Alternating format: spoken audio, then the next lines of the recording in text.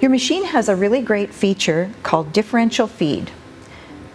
Differential feed control is located over here on the right side of your machine near the hand wheel.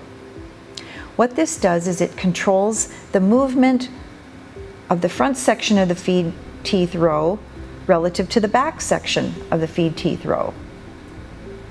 What does this mean for your sewing? Let's take a look at a couple of examples. Sergers are great for sewing super stretch knits like this, but sometimes your seams, depending on your fabric, can come out a little bit wavy like this. Your differential feed can be used to compensate for that so you get nice smooth seams. To compensate for the waviness of the seam in things like stretch knits, I'll come over here to the differential feed and adjust it downward a click or two and give it a test to see if that's the right setting for our fabric. Place your fabric under the presser foot, lower the presser foot, and start sewing.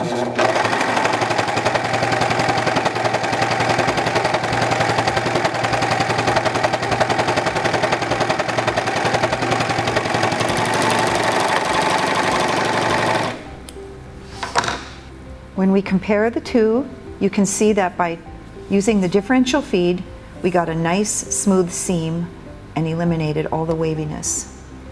Some fabrics like shears, very lightweight fabrics, in this case chiffon, when you sew a seam, it can get a little bit puckery. Differential feed can be used to eliminate the puckers in your seam. So let's move this upward a notch or two to see if that eliminates the puckers in our seam. We'll give it a test sew.